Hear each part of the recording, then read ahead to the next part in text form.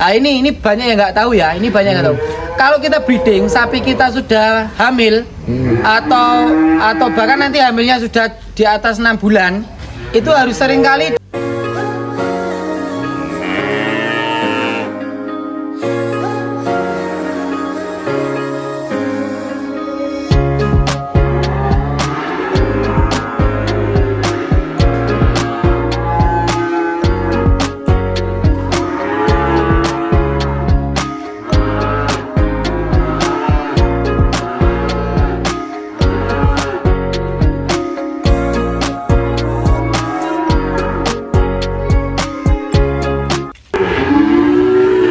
Selamat sore Mas Teguh. Waalaikumsalam, selamat sore Mas. Ya. Siap. Ini Mas Teguh banyak pertanyaan tentang peternak-peternak yang baru mulai ternak sapi itu mulainya dari mana? Pengennya yang babonan dulu, pedetan dulu, roan dulu, atau langsung ke penggemukan atau malah langsung ABC atas astal bati diculke gitu Mas Teguh? Ini sebenarnya pertanyaan mendasar ya Mas ya. Yeah. Pertanyaan mendasar dalam arti pertanyaan ini sangat sering ditanyakan, terutama ditanyakan sama peternak-peternak pemula. Kalau saran dari saya Mas, saran dari saya itu sebenarnya itu prinsipnya satu Mas. Jangan ambil sapi yang terlalu muda. Jangan ambil sapi yang terlalu muda dan jangan tergiur iming-iming sapi yang murah. Selain jangan yang terlalu muda, jangan juga yang terlalu kurus. Kadang pemula itu tergiur iming-iming dari YouTube, dari sosial media, TikTok dan lain-lain. Kurus nanti dipelihara sekian bulan digemukkan, gitu kan? Boleh seperti itu asalkan benar-benar bisa merawat Mas. Tapi kalau memang benar-benar pemula, ya cari sapi yang minimal umurnya 1 tahun Mas. Entah itu jantan maupun betina, itu 1 tahun minimal. Kenapa 1 tahun? Dia sudah cukup dewasa, mudah beradaptasi. Intinya begitu. Kemudian jantan atau betina itu tergantung pilihan kita masing-masing. Kalau memang mau di breeding, mau diperanakan, ya pilih betina. Tapi kalau betina, kelebihannya harganya murah, tapi jangka panjang karena untuk diambil anaknya. Walaupun bisa digemukkan juga, tapi lebih bagus diambil anaknya. Kemudian kalau jantan, kelebihannya cepat dijual, cuman kekurangannya harganya memang lebih tinggi daripada betina. Jadi sekali lagi, yang penting hindari sapi yang muda dalam arti kecil-kecil itu Mas. Mohon maaf, ini saya jelaskan detail sekalian. Jadi masih banyak pemula itu yang bahkan tanya ke saya Mas ya, Mas saya minta sapi jantan 10 jutaan yang super. Itu pasti saya tolak, apalagi oleh pemula. Karena apa? Pasti gagal. Dah. Saya pastikan 99% pasti gagal. Jangankan pemula, yang sudah profesional aja merawat jantan yang masih kecil-kecil pasti gagal. Karena memang sapi itu sebenarnya belum siap untuk disapih. Itu dipaksa disapi sebenarnya. Gitu. Kalau makanya di tempat saya jantan tidak ada yang terlalu kecil. Karena saya menghindari kegagalan para peternak. Saya nggak enak kalau nanti sapi dari saya terus gagal. Mending kalau begitu saya sarankan untuk betina dulu. Kayak ini tadi ada tamu dari Sampung Ponorogo, Jawa Timur. Uangnya 10 juta mau jantan. Akhirnya saya kasih edukasi, nanti kalau terlalu kecil sapinya gampang mati, gampang mencer, gampang diare, gampang sakit dan lain-lain, riskan kematian. Tak suruh, tak anjurkan untuk betina dulu, nanti kalau sudah dirawat, sudah cukup besar, 10 juta, betinanya sudah laku 15 juta, entah dalam waktu 6 bulan atau 1 tahun baru ditukar jantannya harga 15 juta. Begitu biasanya Mas. Oke, sekalian juga mereka sudah mengerti tentang pemeliharaannya sapi pada waktu memelihara betina tadi Mas ya? Betul sekali, sekalian belajar waktu melihara betina. Kalau betina kan 10 juta sudah 8 bulan udah dapat lah. Malah ada yang 1 tahun kalau kualitasnya pegon-pegon. Gitu. Kalau jantan kan walaupun sapinya pegon, jantan itu pasti kalau 10 juta itu kalau nggak kecil banget, terlalu muda yang gampang mati tadi, gampang penyakitan, pasti dapat jantan yang kacang. Alias sapi yang tidak bisa besar, walaupun dikasih makan sebagus apapun nutrisinya, memang genetiknya sapi kacang, nggak bisa besar. Oh, dari genetik Mas, bukan Iya. dari stunting dan lain sebagainya? Iya, kalau stunting sih sebenarnya masih bisa agak bisa diperbaiki ya Mas ya. Yeah. Kalau genetik susah Mas.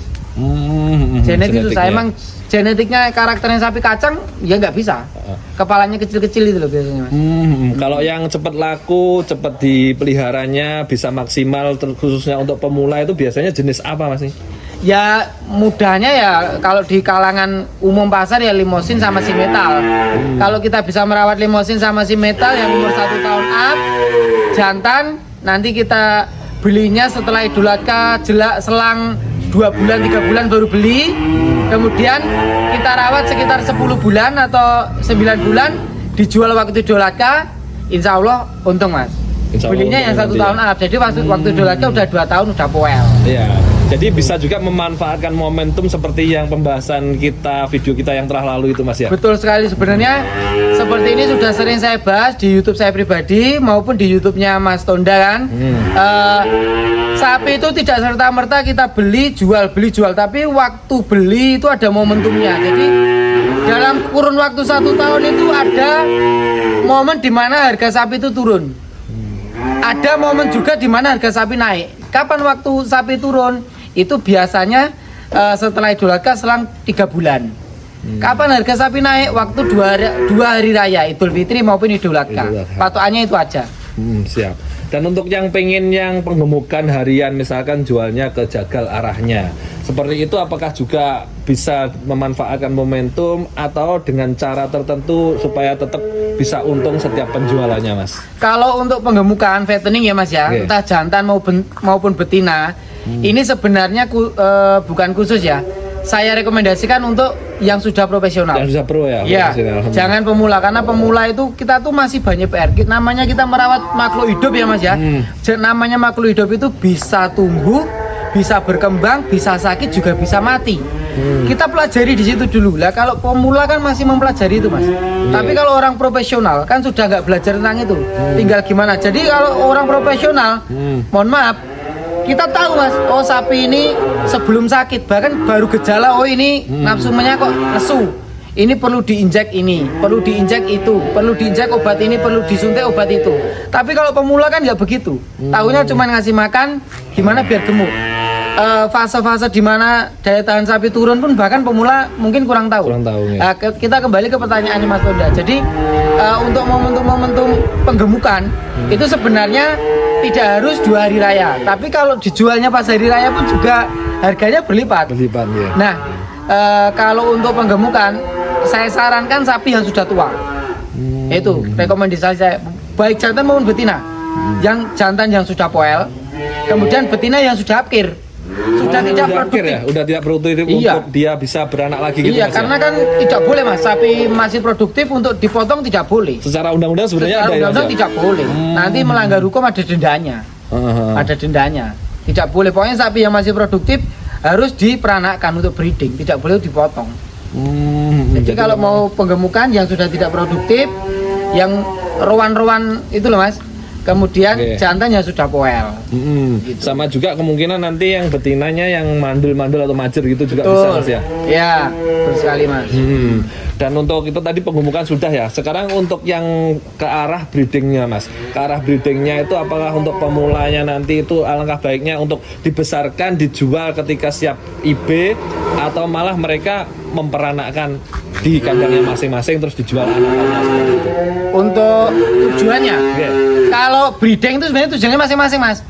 Kalau saya pribadi misal breeding ya Mas, kalau anaknya jantan dan bagus, itu umur lepas sampai lah 7 bulan 8 bulan anaknya saya lepas.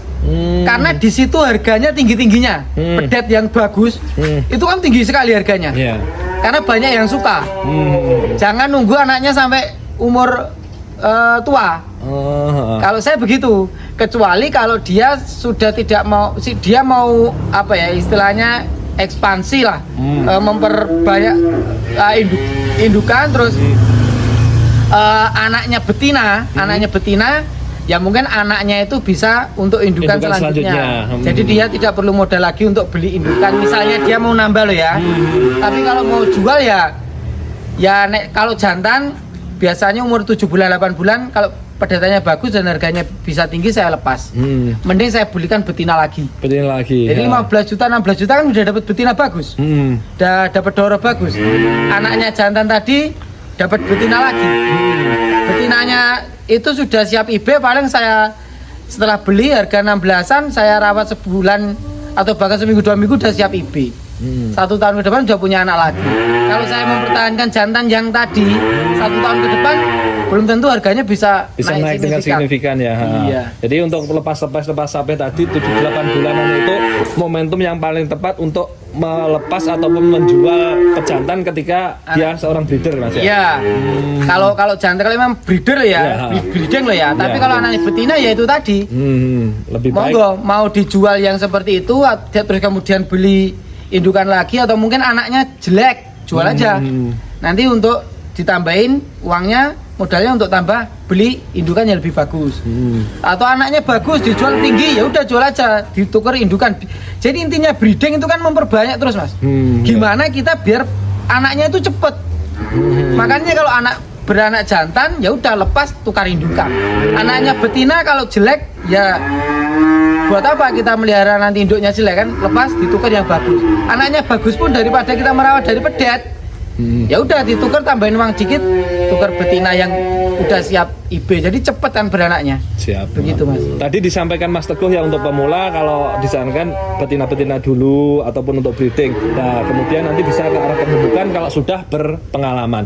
Nah, apakah itu antara kandang breeding, antara kandang penggemukan atau pembesaran itu sama, Mas? Nanti untuk misalkan belum buat kandang, persiapan kandangnya seperti apa? Atau yang kandang yang fleksibel bisa diubah-ubah gitu? Pada dasarnya sama, Mas. Kandang itu mau untuk breeding mau untuk penggemukan pada dasarnya sama. Cuman kan sebenarnya begini, kandang misalnya ya, Mas, kita sekat rata-rata 1,5 meter lah, 1,5 meter pelong-pelongannya. Nah itu misal buat penggemukan bisa. Lah misal buat breeding mungkin ya dilonggarin 1 plong. Jadi misalnya beranak nanti biar bisa untuk aktivitas anaknya. Terus kemudian ini banyak yang nggak tahu ya, ini banyak yang nggak tahu.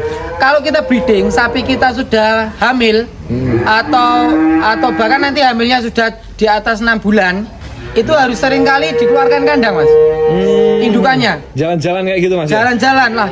Ya sekitar kandang saja untuk mengantisipasi atau meminimalisir terjadinya prolapus atau broyongan kalau orang Jawa. Jadi istilahnya suruh olahraga lah, Mas. Iya, siap. Itu banyak yang nggak tahu, Mas. Banyak yang nggak tahu. Itu harus itu. Oh, jadi sebenarnya bukan hanya untuk seneng-seneng saja ketika kita jalan-jalan sama sapi-sapi gitu, Mas. Iya. Itu fungsinya antara lain menghindari broyongan supaya juga memperlancar proses nanti saat kelahiran anaknya. Betul sekali, Mas. Betul sekali. Atau mungkin ada jamuan khusus ketika sapi-sapinya itu ketika keadaan bunting gitu. Kalau jamu sih nggak terlalu ada yang spesifik jamu ini. Makanya, Mas, ini ya zaman dulu kan jarang ya sapi yang prolapus atau sapi broyong zaman nenek moyang dulu. Kebetulan kan saya itu dari nenek, dari simbah, baik dari bapak saya maupun ibu saya itu sapi semua, Mas. Jadi insya Allah ilmu titennya dari simbah pun masih diturunkan ke saya.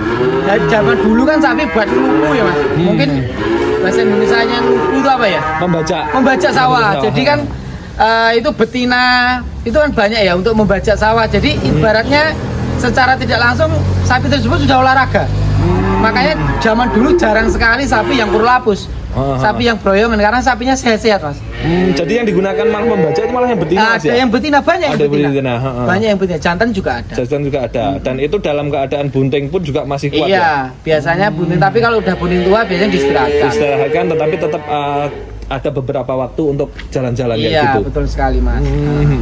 Jadi alangkah baiknya untuk peternak pemula ataupun yang baru memulai itu benar-benar memahami bagaimana pemeliharaannya sekaligus nanti pasarnya mau dibawa kemana dia gitu, Mas. Betul sekali.